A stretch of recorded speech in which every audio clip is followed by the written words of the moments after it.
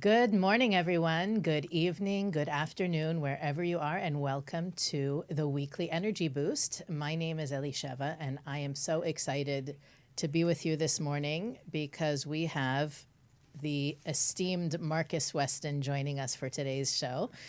I don't know if you guys realize this. Marcus was on the show about, I think in September of last year, and it is to date our most listened to episode. So we have been trying to get Marcus back for millennia, it feels like, after 2020, after what we've been through. But for those of you that are joining us for the first time or are new to the Weekly Energy Boost, what we do every episode is provide our listeners with a 7-day spiritual forecast, an energetic forecast, not a weather forecast, so that you can best navigate the potential pitfalls and unique opportunities of the coming week. Of course, you then can take those prescriptions, that wisdom that we share, and use it any week of the year. Kabbalah really is a user's manual for life. And David and I usually prepare as best we can to provide our listeners with those tools and that prescription. Last week, if you didn't get a chance to listen, we had Monica Berg on the show, and it was fabulous.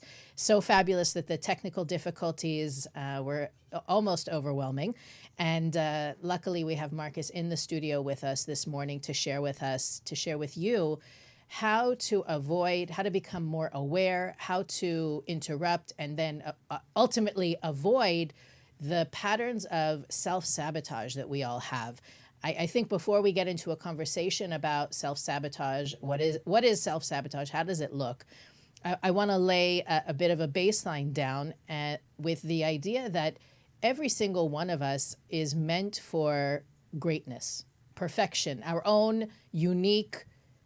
We had a show about it a couple months ago. We are each our own superhero, and that greatness is not relative to anybody else but our own selves. We are our greatest competition. We are our greatest opponent. And the wisdom of Kabbalah shares that every struggle, every challenge, every difficulty that we go through is tailor-made for us to uncover that superpower, that diamond that each one of us has within. The difficulty is that when we hit those pitfalls, when we encounter those challenges, or when people are being horrible, difficult, upsetting, you name it, use whatever word resonates with you, it's very hard to connect with that idea that we are meant for greatness, we are meant for our own unique perfection, and to see that light at the end of the tunnel. So what we want to talk about today is how do we get in our own way? And I want to ask all of you who are listening, at least if you're on Facebook or if you're on Instagram, you can share with us how do you get in your own way? What are the ways that you sabotage your own success, your own mastery, your own greatness? Because we all do it. Right? We all do it. And what we want to help everyone get to today is, what are you doing, how to interrupt it, and how to replace those self-sabotaging thoughts, words, and behavior with something that's going to get you closer toward that greatness. So share with us in the comments, how do you self-sabotage? And hopefully we'll have some time during the show to get to those specific examples. I know I have some that I wrote down from experiences that I've had with my own students and my own personal experience, of course. And I'm hoping that we'll get some diamonds from Marcus as well. Marcus, this is a topic that I think we face with our students in almost every one-on-one meeting. It's not, or even every interaction that we have with somebody who's coming to us for help. You might want to move the mic closer so people will hear your words of wisdom. So hit us. What do you tell people? Marcus, here, I'll be your guinea pig, okay? I don't know. I stay quiet. I don't want to rock the boat. I want to keep the peace. I don't want to bother anybody. But I'm also aware that by me not bothering anybody, I'm constantly bothered and I'm miserable and my relationship isn't that great at all, if I'm honest about this. By the way, that's not my actual complaint. It's not a real personal issue. This is something that I've had conversations with people about for millennia. Again, what do you say? How do you help people get to the core issue of their self-sabotage? So, first of all, hello. Hi. And it's very, very lovely to be back on this show of all shows. This is one of the greatest products, I think, in the center. It's a very special honor to be back, and especially with the Brangelina of Kabbalah. So this is a great honor. Now, when it comes to self-sabotage, and before we pick up on your issue, not your issue, but the issue that you mentioned, I think it is important, in a very broad way to begin, that sabotage is self. Right, there is a self part to the sabotage, and we can identify lots of particular behaviors which maybe make up the sabotage story, but the self part underneath the sabotage is what I'm always interested in, because underneath a behavior is normally a repetitive, invisible habit. And that's where we get into that spiritual world and find lots of juicy things, because most of us dream big, we accomplish a little less than the dream, and we rarely understand why. And the answer is there's some kind of self-sabotage habit invested in what you're doing. So, for example, if we come back to your particular reference that you remind me of the reference that you kind of hide. Dear Marcus, I prefer not to rock the boat, not to speak up. I don't want to bother anybody with my needs or what's bothering me, my complaints, and therefore I end up passive-aggressive, angry, and my relationship isn't that great anyway. So for me, the belief system or the habit underneath the behavior is the question: what are you protecting? What are you escaping from? What are you preventing? What are you safeguarding? What are you self-preserving? Right? That's the first stage, I think, because there is some description of pain, of fear, of escapism, of failure, of acknowledgement. Well, change requires commitment, acknowledgement that I have something to change, which is always painful for people, but also requires energy and commitment, and not everybody wants to do that all the time. Well, rarely, I would imagine, people want to do that because we want, the path of least resistance. But I'm saying underneath the thought of staying small, the ego's description around that staying small is you're safer, you're bigger, and you're better being less noticed. And that is the self-sabotage issue, because truth is, unless you are making some kind of effort and stretching, you will never be safe. Right, so it's a miscalculation of the ego's false voice that you listen to and sabotage yourself with, because the thought of I'm safer by doing less or I'm bigger by doing less is what we have to hit. Well, I also think in what you said, you pointed out subtly pointed out an important conversation or important talking point is. Some of the ways we get in our way are really obvious, and some of them are very subtle. We have, people are sharing here on the chat beautiful things, also not so beautiful things. But for example, I think a lot of people acknowledge the fact that procrastination is a form of self-sabotage, and it's pretty obvious, right? Things pile up, the mess gets bigger, the bill stack gets higher, the bank account gets lower. It's obvious to us, and it's almost, I feel it. I mean, we can talk about that also, but I think part of what the conversation requires us to do is to ask, what are the hidden ways that we self-sabotage? And what's funny is when you said that it's all self, I think that there's also people out there. One of the things that came up in last week's show, and I believe the one before, is, when you feel you want to retaliate. When someone hurts you and you want to hurt them back, or someone hurts you and you withhold love afterwards, or you treat them differently because of how they treated you, we don't realize that that's also self-sabotage. We think we're sabotaging them, but the truth is that in our desire to even the score, or call it what you will, we end up hurting ourselves far worse than we hurt the other person. Yeah, I think also procrastination is a classic self-sabotage. I think it's such a classic one because I think it's not an obvious one. I think there are really, really obvious ones that are the kind of the more addictable sex, drugs, rock and roll type examples. But I think procrastination is a chronic issue that I would say almost everyone in the world suffers from. So it is, from the point of view of the ego, a far more effective tool of influence than perhaps drugs, which you kind of, in your addiction, you know often that you shouldn't but can't help yourself. Right. Whereas procrastination, the issue is hidden, right? So that immediately is a world where I would start, because you can't solve anything unless you can tell yourself the excuse that you're selling yourself. And that excuse around procrastination is where I would start, because, you know, we procrastinate with every justifiable reason in the world. I shouldn't do it right now. There is a better time. Perhaps that person will pick up the slack. There are 1,000 reasons why we put off for tomorrow what we should have done today. And it's laziness. It's one part laziness, but the laziness is allowed to live because of the deeper subconscious pain, fear factors that, were I to do it right now, would surface. So unless we can dissect that, the very kind of harmless issue of procrastination is never harmful.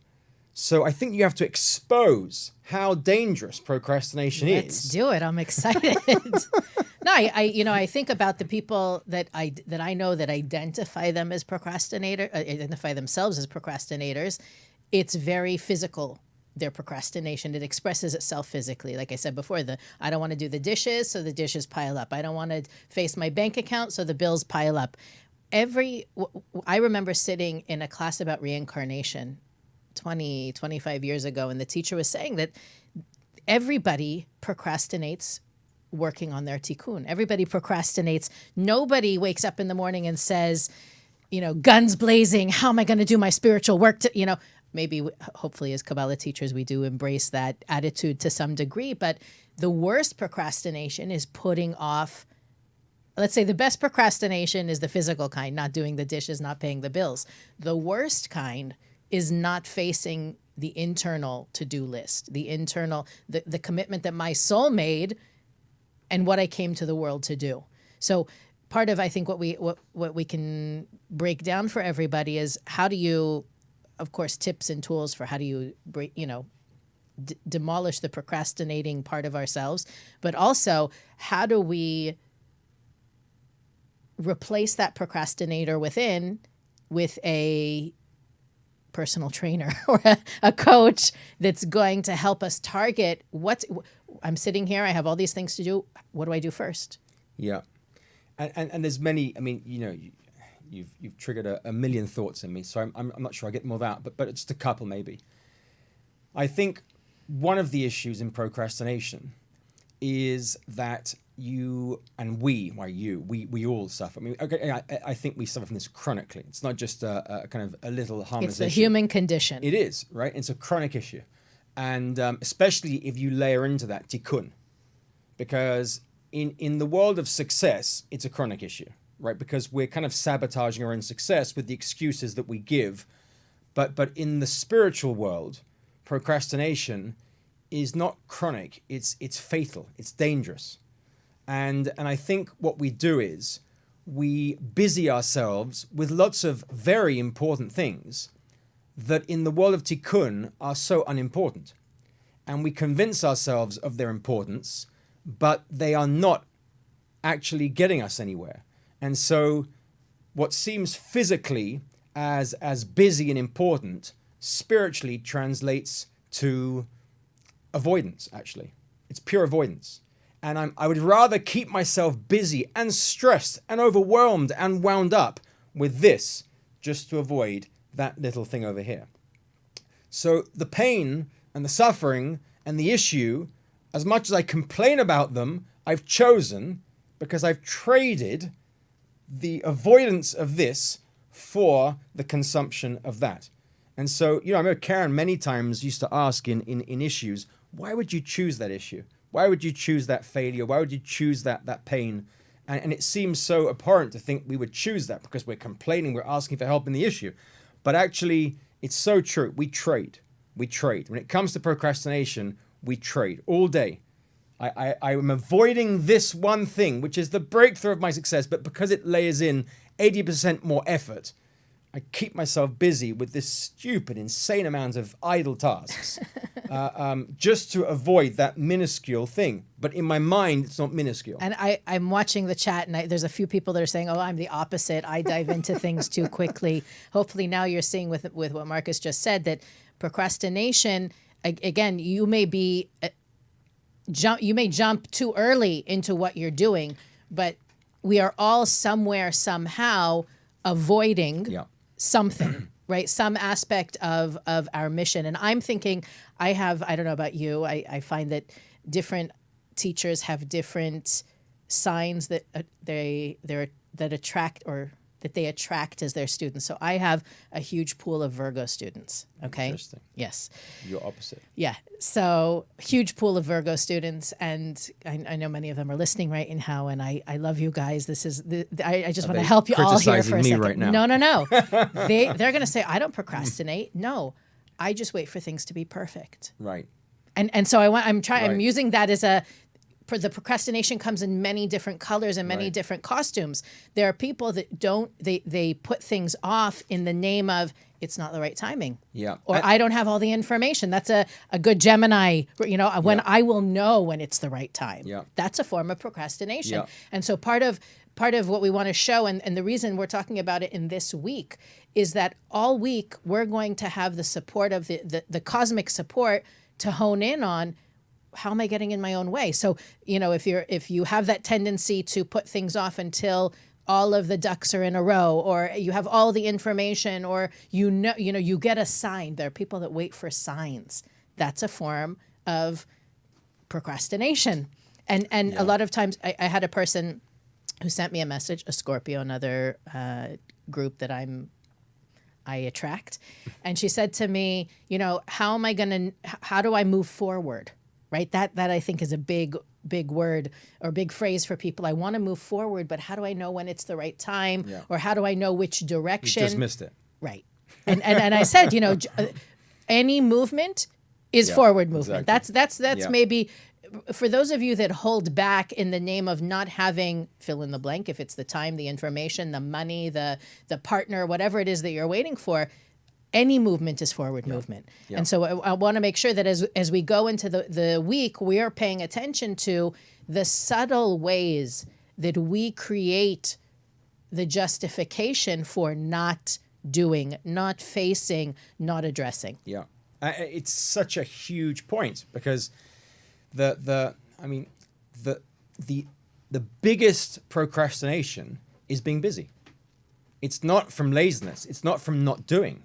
The biggest procrastination is by being so busy. In fact, the Ramchal, Rabbi Moshe Chaim Luzzatto, writes about this. He says that we're busied. The whole of the negative force in the world wants to keep us so busy that we haven't got a moment to contemplate what on earth we're doing. And that kind of segues perfectly into the very, very concealed blessing that we've all just been through. We're all forcibly isolated, and our structures and our routines and probably 90% of what we have been forcibly busied with has been decimated. And it's left us with one thing, truth. What on earth have you been left with? You might have been left with loneliness, or you might have been left with the fact that you're so insecure or so distressed, not being able to do 1,000 things. And that's the point, because the source of security and the source of calm to counter the insecurity and the distress is to find within nothing some inner peace. And it's amazing, I find, that some of the laziest people who I speak to are the busiest people. It's not that they're got their feet up in their bed and they're eating pizza, watching Netflix all day. The real laziness is in busying yourself so much, keeping you away from your spiritual work. That's an important point. That's a huge self-sabotage point there. I'm sitting and listening like a listener instead of thinking about, okay, I got to talk now. I have a whole list of tips, but before we get to the tips, I want to make sure that we're reaching and we've drawn in everybody. Everybody's pitched in so that we can give the punchline. I think a lot of for what most people perceive as self-sabotage or that procrastination or that avoidance. Maybe we should call it avoidance, because there is one of the things that spiritual growth requires, and this is something that we talk about at least every other show, is you have to know there is a degree of self-acceptance that's required in order to do the work that we're talking about. So, somebody brought up fear. I'm afraid of X, Y, and Z, so therefore I'm not doing or I'm not facing A, B, and C. One of the things that Kabbalah asks us to do is to love the whole thing, not just to love the good parts. And I know that, maybe in the world of self-help or self-improvement, this is not a novel issue. Kabbalah has been talking about this for 4,000 years. If you don't, or let's put it this way, I don't want to threaten anybody. It's actually through the imperfect parts that we reveal that greatness. So it's not about pretending everything is okay and not avoiding touching the things that need to be transformed or elevated. It is through those things that need to be transformed and elevated that we experience the fulfillment, the joy, and the happiness that we think we're going to have if we don't touch that thing. And so, we have a lot of comments. People are saying, I overeat. I'm not, I don't take care of my health. I'm plotting revenge on my ex all day long instead right? Instead of doing the work I'm supposed to do.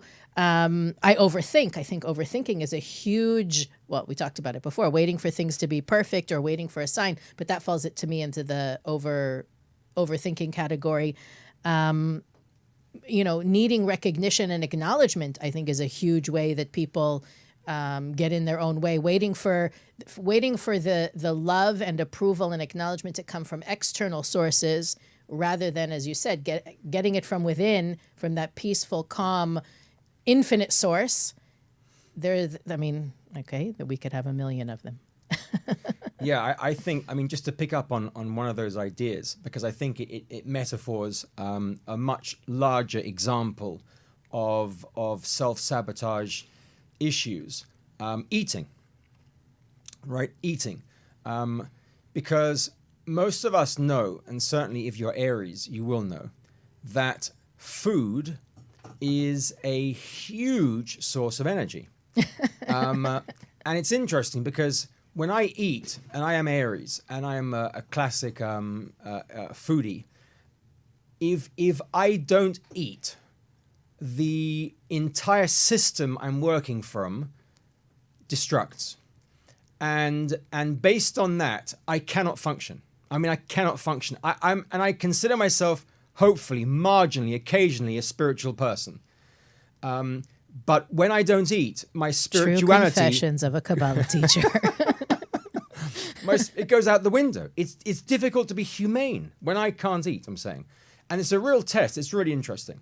So I think food is an interesting example. But what food I know from my own experience is it's eating an emotional replacement.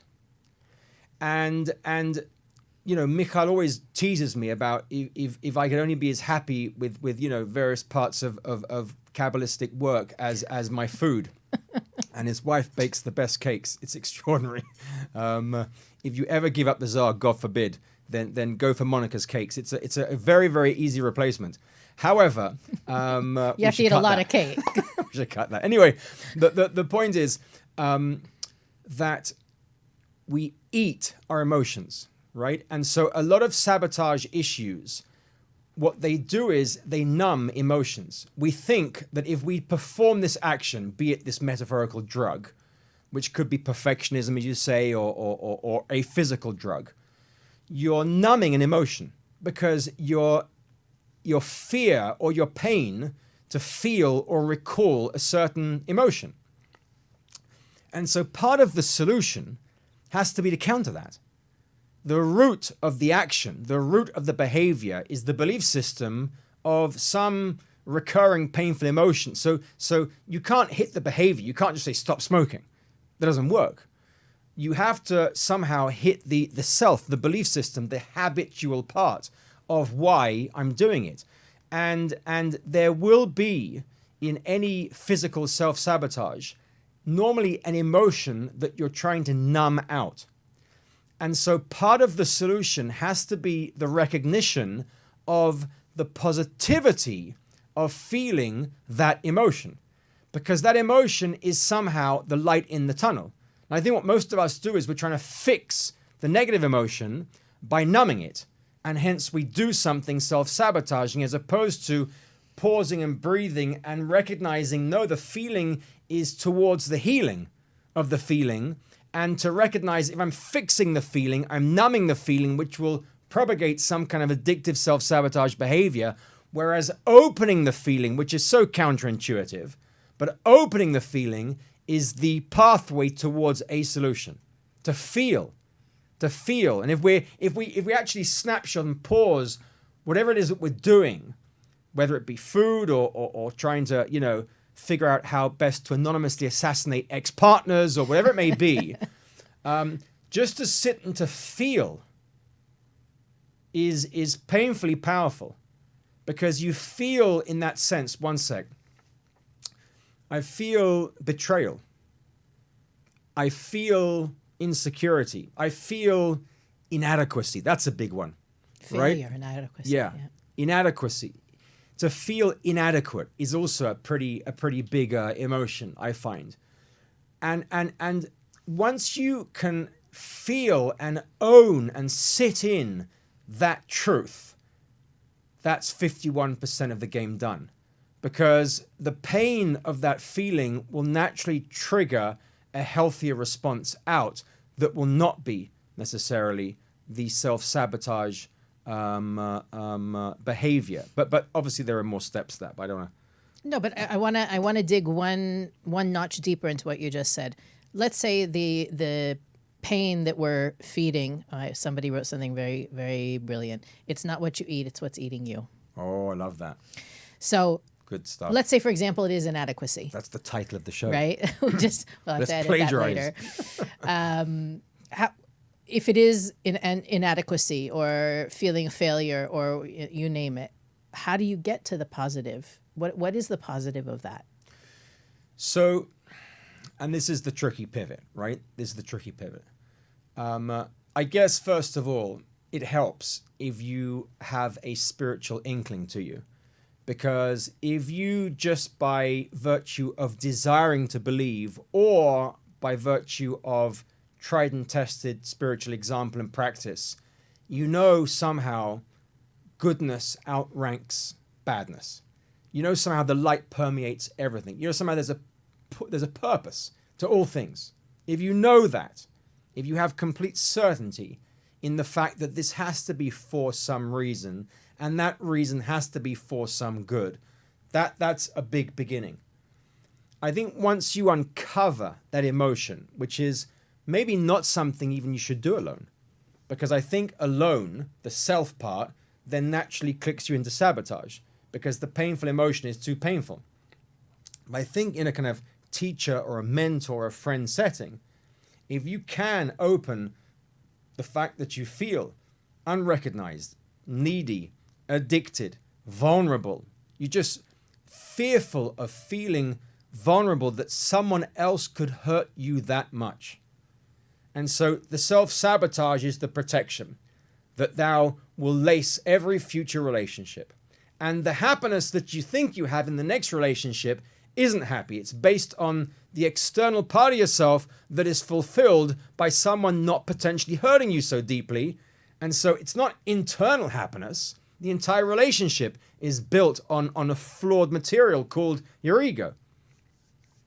So if you have someone that you can actually dissect that through, and you can actually sit in that vulnerability, and as you say, you can rethread reasons to find esteem, reasons to layer the ego back to a place where you can see its root, and then work with someone on how to reappreciate yourself to begin with, and your consciousness and who you are really, because the pain or the fear or the sabotage habit and root is false. It's false. It's complete BS, right? BS means belief system, as opposed to what everyone else people, is thinking. Exactly. No, it's complete BS because it's not built on truth. And we're so scared to get past the pain to the truth that we keep bouncing off this surface pain into self-sabotage. But once you get underneath it, there is truth. Each of us has huge ego. But once you get to the soul, you can realize that you're a righteous, powerful, all-powerful, necessary, beautiful, irreplaceable person who configures and recreates society in the way that was meant to be. But it takes, I think, the banter or the care or the rap of someone, a mentor, a teacher, that can just out-talk what is perhaps a reinforced coping mechanism called self-sabotage, and just, pretend that you're the voice of the soul and rethread that. I think for a lot of people, there's a desire to interrupt the procrastination or the avoidance, but the perception that if I can't eradicate it completely, I shouldn't even bother. And that, to me, that maybe we can step into the solutions part, is that on a spiritual level, it is not a zero-sum game. There isn't, today you procrastinate, tomorrow you don't. Actually, now it's coming back to me. We talked about it maybe 6 months ago. The idea of celebrating small wins. That change is incremental. Change is not, yesterday I overate, today I'm celery sticks are my best friend, right? There isn't, that's not what we're going for. That's not, I hope nobody got that from anything we've said today. The growth is really about, actually now I hear the words Karen Berg in my ear. It's gradual but consistent change. So there, I was reading a great article actually last week about this idea that to ask yourself, and maybe, if you fall in the category of the overeating or the, anything we've talked about, the laziness, the procrastination, waiting for perfection, you can ask yourself, how can I do this 1% better? How can I be 5% healthier, take more initiative, right? Don't look for I've got to be a different person tomorrow, because inevitably, if you're a different person tomorrow, you can revert back the following evening to who you were today. So let me ask, but if let's say, for example, you want to give up smoking, is it that instead of smoking 20 a day, you should smoke 18 a day? Tomorrow. That's how, the goal. That's the Meaning goal. It's not, I'm going to go cold turkey. Yeah. Right? That's actually, you can't go cold turkey from any negative behavior. Because you might bounce. That's setting yourself up for failure. Yeah. That's for sure. Unless you've taken care of that kind of inner root, you're going to bounce, just saying. It's just going right. to, yeah. The external, and I think that's the biggest takeaway for me in this conversation, is the external is never the problem. It may manifest in the pile of bills, the extra tire of weight, the relationships that seem fake or false because we're not really expressing what we need or who we are. That's the external. The internal, like you said, it's something, that's where the issue is, and that's where the work needs to be. Once the work is done there, you can go from 20 to 0. Yeah, I think the problem is if we get too directive on the external. Because for some people, maybe 18 cigarettes a day might work. And for some people, they're going to have to go to 0 and just replace it with something like, I don't know what, right? Kabbalah 1. But I think for many people, because their constitutions are so different, that's perhaps something in the center. We're not always it's not always so clear how to physically, one size won't fit all, I'm saying, right? But I think what is clear and what we are good at, what we can do, is we can nail into the spiritual desire underneath that physical desire. Because you're wanting something. I want protection, therefore I'm sabotaging relationship. The second that a relationship like that's getting too deep, too fast, I'm out. So I want protection more than I want love. I want self-protection more than I want a relationship. And I'll complain with my friends about how I can't find a relationship, not the right person in a relationship, the relationship I've got is going sour, and various things. But actually, what you're wanting is happening. And the whole excuse of and the ego of why isn't it happening or how could this have happened is a kind of illusional world I bought into that has zero ground and zero base to psychologicalize through. So yeah, if we get down to the spiritual root, I think that's very powerful. And exactly like you say, when you chip away at something spiritually, it makes sense. You know, if you make a crack in a wall, all the light can slowly or eventually or immediately flow through that crack. And that's the point, to get into, I find, my obsession is the ego, but I think when you identify one of the desires or the roots behind why on earth you're doing that, if you actually have a spiritual mentor that you can work that through with so viciously and so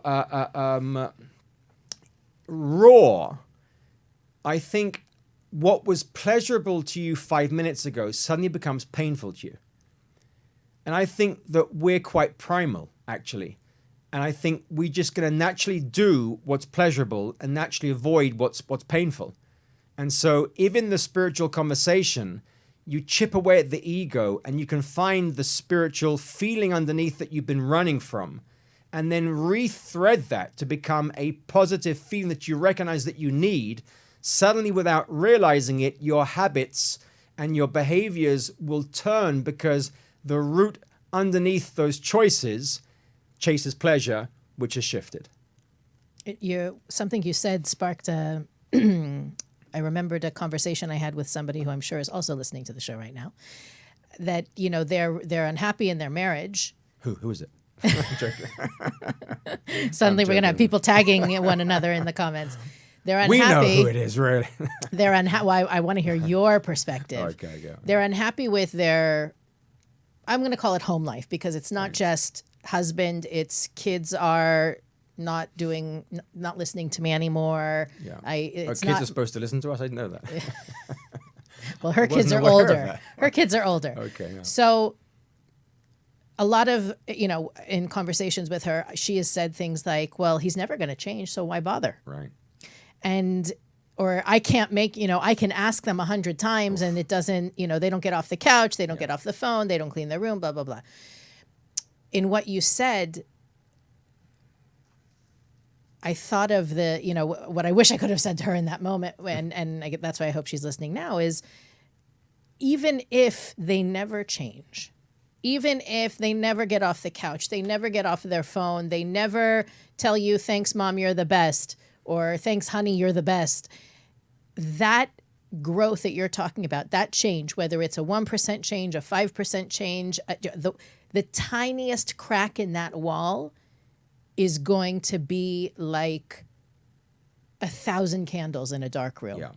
It is always worth it. That voice that tells you it's not worth it, that's what we're talking about this week. That is the part of us that prevents us from chipping away at the rock that if we had started chipping 10 years ago, when the thought first dawned on us that, maybe, you know, I'd like things to be better in this relationship, if we had gotten the chisel out in that moment and just whacked it a little, there would be no wall today. Yeah. But that voice tells us, don't bother. It's not worth it. No one's going to notice. I'm the only, you know, I'm not worth it. There's so many that what Marcus is calling the ego. Many times in the show, we talk about it, the opponent. And by the way, we have people commenting that are in your Kabbalah one. As we've been mentioning the last few weeks, last few months, actually, we've had these different various Kabbalah ones with thousands of people in it. By the way, David's Kabbalah one that he mentioned last week, it's starting July 13th. We'll put the link in the comments, or if you need it by email, you can email us, energyboost@kabbalah.com, and get you that global Kabbalah one link. You can participate with thousands of people from around the world. Pay what you can. It's fantastic. And, many of you are familiar with David and his ability to make me squirm. So you can have 10 weeks of that personally for you guys on starting July 13th. Anyway, that ego force that you referenced is a lot of what we talk about in that Kabbalah 1. And as you mentioned, as people are saying here on the chat, it's purposely designed to be a chameleon, to be something that is almost impossible to detect without that support from the outside. It's called a blind spot because you can't see into it. Yeah. But anybody else not standing where you are can see it. So how long do we have? Can I pick up on that a little bit? Yeah, we have about 10 minutes. Okay, so just, and this takes it into, a slightly different direction, and it perhaps gets dangerous. And I'll come back and hopefully it will justify it in a second. So I want to pick up on one thing you said about that student, because I think once you dig in to the belief system underneath the self-sabotage behavior, there are many types and categories of belief systems that have built our own belief systems. And one is a cultural belief. Clearly, we know that based on where you're born, or which country you're born in, typically your belief system is going to be different. It's not based on anything spiritual or unifying. It's based on just your peer group, how you were brought up. If you were brought up in China or London or Los Angeles, the way you will think and dress and respond and stand up for yourself is entirely different. That we know, I think. But one of the most provocative and profound belief systems that we all are bouncing off of now, invisibly, I imagine, is our parents. And so when we're kids, and kids can be through teens as well, we are all reflecting the belief system of our parents, which we have labeled as normal, which might not be normal at all, but we have made normal based on the fact that it was our normal. And so imagine this, and I say this without wanting to offend anyone, because I think certainly as a parent, what you just said triggered 1,000 things that I'm doing wrong, quote unquote wrong, that I need to work on. But if as a parent, we're thinking even, forget about even saying is more obvious, but even if we're thinking, they're never going to change. Even if we're thinking that, they're never going to change. I guarantee that thought will come out in many words and actions that might not be literal. And it can, God forbid, create a situation where they won't change.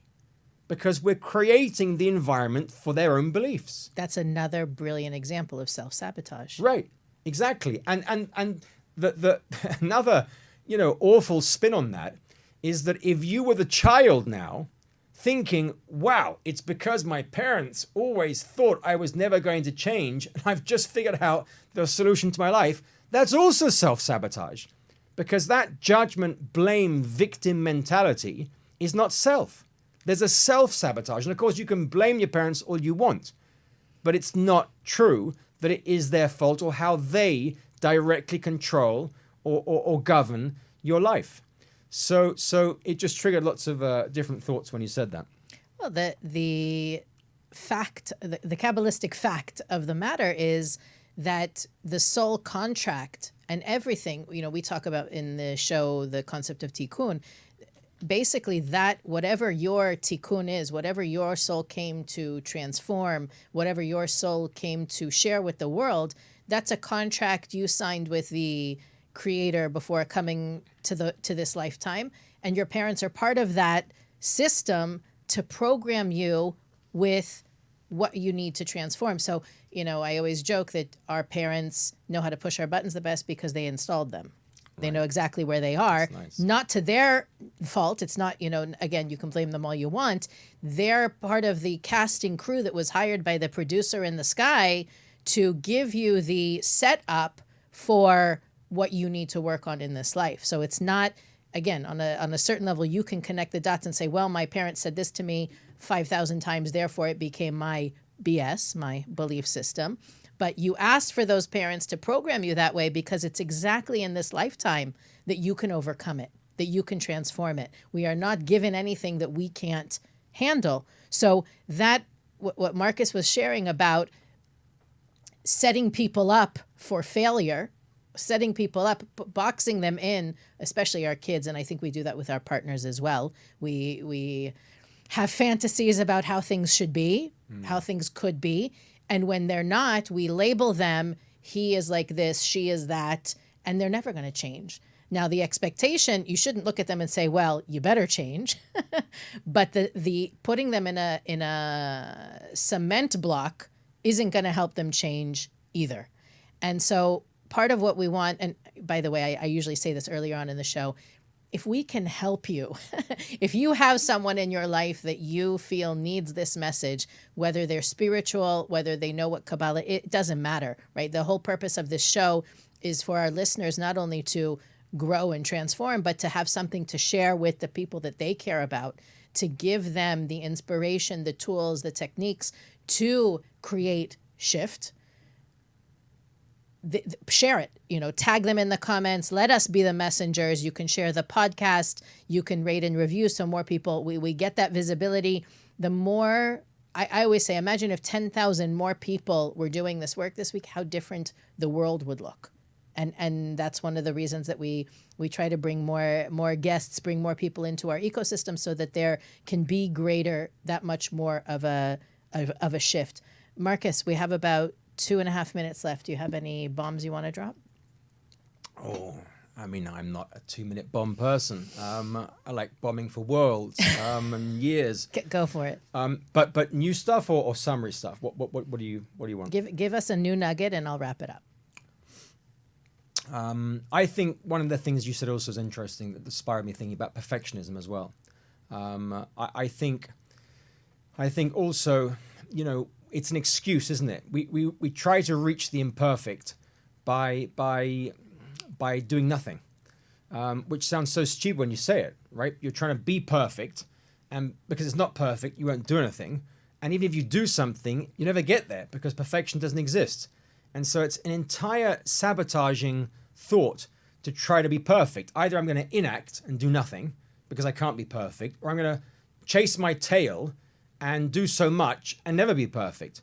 And again, I think one of the summaries I'm getting at as we're talking is that when you reframe or reassociate the feeling, if you get inside the feeling of perfection, of vulnerability, you can recreate something very positive in that I don't need to be perfect. It is wrong to want to be perfect. I wish to be excellent. I wish to be great. I can achieve greatness. And actually, this is the incremental way, as Elisheva says, that I will manifest greatness. But that is very achievable, that is very manifestable, that is very accountable, that is very chartable. That growth is, with a mentor, very reachable. But the thought and the untackled belief system of perfectionism, as an example, is impossible, either by doing so much or by underdoing everything. So, Hashtag Virgo friends. Now, Yeah. I think, again, Marcus, I know you can't see the comments, but people are bowing down to you on social media. Just hashtag the wife if you can. So, by the way, we have Marcus's handle on the screen, but you can follow Marcus to see what he's up to at I am Marcus Weston on Instagram, right? And we'll put some clips up there later in the day. No matter where you're listening, you can find us on Facebook, IGTV, YouTube, and all the podcast platforms that exist that are out there. Marcus, I hope that we'll get you to come on another show in the near future, or we can, we'll work something out. We'll snag you while you're here. I think the audience. Can I just rep something? Please. Just because, take it away. as I'm thinking, that I hate things that are just so ethereal, and you get an hour of we're going to get you for more hours. That's the plan. But I like to kind of snapshot stuff. So almost like a kind of summary, a tool in my mind, because my mind works very, calculated and precise. So in my mind, the summary of this, just if you're into kind of summary tools and action tools, is that there is a piece of self-sabotage that is invisible. And that's the first step, to make visible what's invisible. And that might be by talking to mentors, teachers, friends, loved ones. Family are always good for that because they've always got a kind of different judgmental view of you. So that's the first thing, to make visible the invisible. For me, then, what you're saying is the second stage is to identify the behaviors and habits. So then you have a real lock into what on earth I'm doing that was perhaps invisible, now is visible. The third is to identify there has to be a belief system that is very different to that action. And that belief system is going to include some kind of avoidance or escape feeling technique. And the last thing we're saying is if you can really talk with a spiritually infused a David Elisheva type about how to reassociate and reframe.